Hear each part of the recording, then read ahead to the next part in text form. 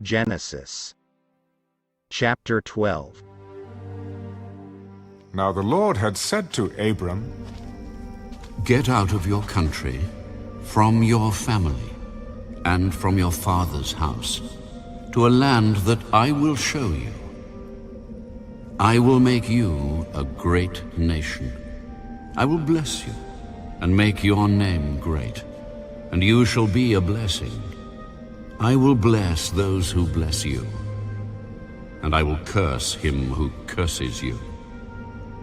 And in you all the families of the earth shall be blessed. So Abram departed as the Lord had spoken to him, and Lot went with him. And Abram was 75 years old when he departed from Haran. Then Abram took Sarai his wife, and Lot his brother's son, and all their possessions that they had gathered, and the people whom they had acquired in Haran, and they departed to go to the land of Canaan. So they came to the land of Canaan. Abram passed through the land to the place of Shechem, as far as the terebinth tree of Moreh. And the Canaanites were then in the land. Then the Lord appeared to Abram. To your descendants I will give this land. And there he built an altar to the Lord, who had appeared to him. And he moved from there to the mountain east of Bethel, and he pitched his tent, with Bethel on the west and Ai on the east. There he built an altar to the Lord, and called on the name of the Lord. So Abram journeyed, going on still toward the south. Now there was a famine in the land, and Abram went down to Egypt to dwell there, for the famine was severe in the land. And it came to pass, when he was close to entering Egypt, that he said to Sarai his wife, Indeed, I know that you are a woman of beautiful countenance. Therefore it will happen when the Egyptians see you that they will say, This is his wife, and they will kill me. But they will let you live. Please say you are my sister, that it may be well with me for your sake, and that I may live because of you. So it was, when Abram came into Egypt, that the Egyptians saw the woman, that she was very beautiful. The princes of Pharaoh also saw her, and commended her to Pharaoh. And the woman was taken to Pharaoh's house. He treated Abram well for her sake. He had sheep, oxen, male donkeys, male and female servants, female donkeys, and camels. But the Lord plagued Pharaoh and his house with great plagues because of Sarai, Abram's wife. And Pharaoh called Abram and said, What is this you have done to me? Why did you not tell me that she was your wife? Why did you say she is my sister? I might have taken her as my wife. Now, therefore, here is your wife. Take her and go your way. So Pharaoh commanded his men concerning him, and they sent him away with his wife and all that he had. Genesis chapter 13. Then Abram went up from Egypt, he and his wife, and all that he had, and Lot with him, to the south. Abram was very rich in livestock, in silver and in gold. And he went on his journey from the south as far as Bethel, to the place where his tent had been at the beginning, between Bethel and Ai, to the place of the altar which he had made there at first. And there Abram called on the name of the Lord. Lot also, who went with Abram, had flocks and herds and tents. Now the land was not able to support them, that they might dwell together, for their possessions were so great that they could not dwell together. And there was strife between the herdsmen of Abram's livestock and the herdsmen of Lot's livestock. The Canaanites and the Perizzites then dwelt in the land. So Abram said to Lot, Please let there be no strife between you and me, and between my herdsmen and your herdsmen, for we are brethren. Is not the whole land before you? Please, separate from me. If you take the left, then I will go to the right. Or, if you go to the right, then I will go to the left. And Lot lifted his eyes and saw all the plain of Jordan, that it was well watered everywhere, before the Lord destroyed Sodom and Gomorrah, like the garden of the Lord, like the land of Egypt as you go toward Zoar. Then Lot chose for himself all the plain of Jordan, and Lot journeyed east, and they separated from each other. Abram dwelt in the land of Canaan, and Lot dwelt in the cities of the plain, and pitched his tent even as far as Sodom. But the men of Sodom were exceedingly wicked and sinful against the Lord. And the Lord said to Abram, after Lot had separated from him, Lift your eyes now, and look from the place where you are, northward, southward, eastward, and westward. For all the land which you see, I give to you and your descendants forever. And I will make your descendants as the dust of the earth, so that if a man could number the dust of the earth, then your descendants also could be numbered. Arise, walk in the land, through its length and its width, for I give it to you. Then Abram moved his tent, and went and dwelt by the terebinth trees of Mamre, which are in Hebron, and built an altar there to the Lord.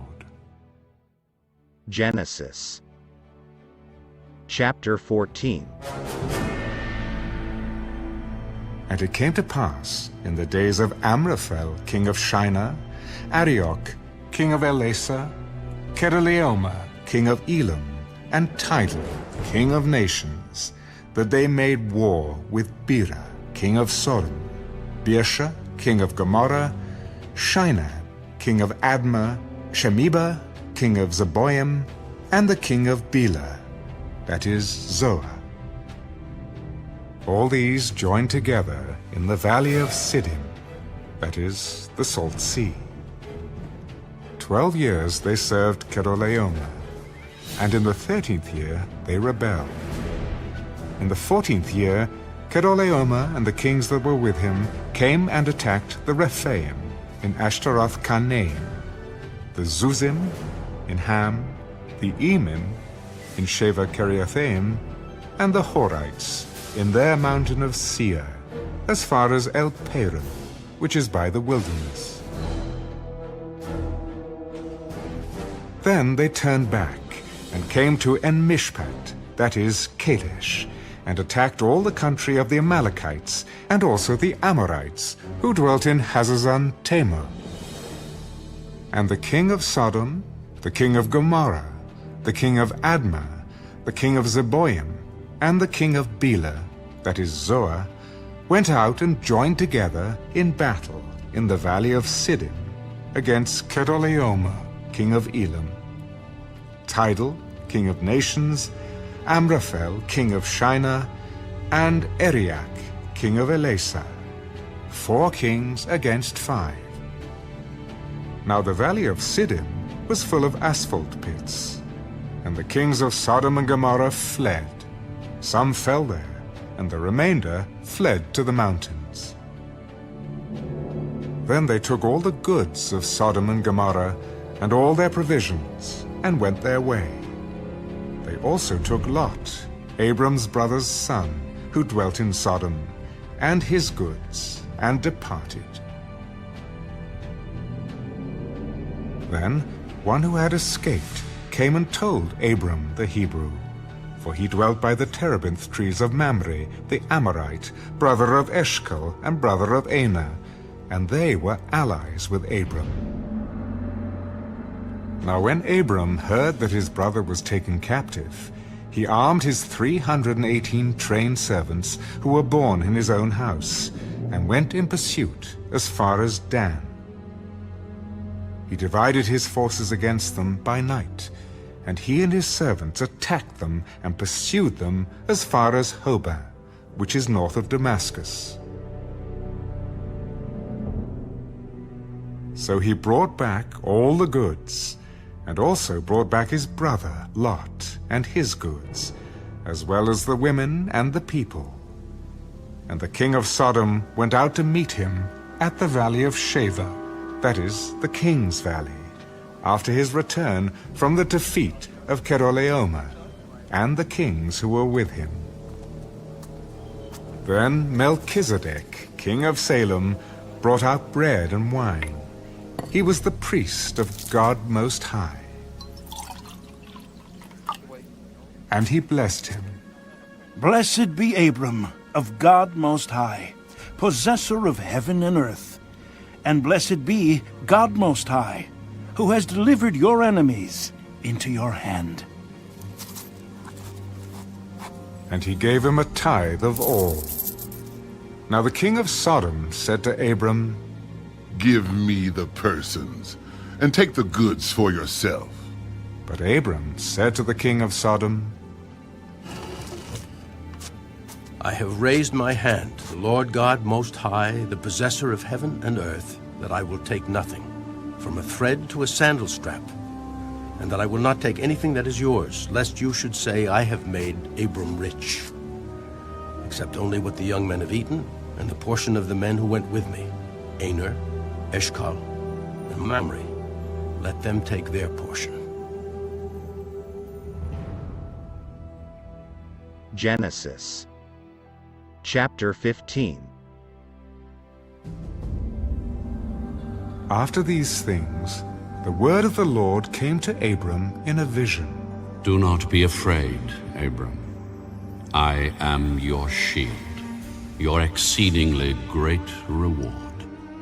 Lord God, what will you give me, seeing I go childless, and the heir of my house is Eliezer of Damascus?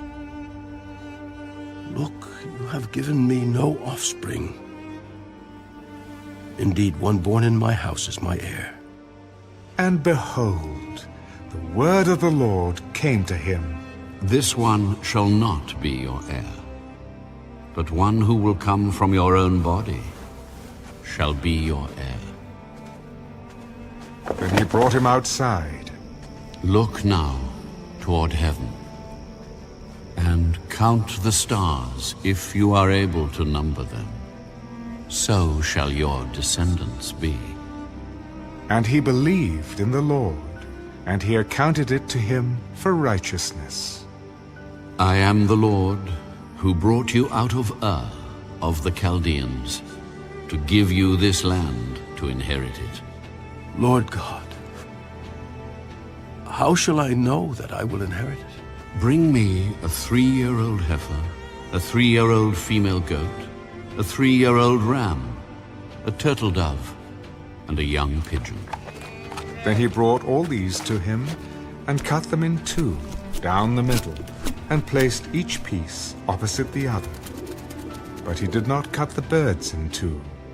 And when the vultures came down on the carcasses, Abram drove them away.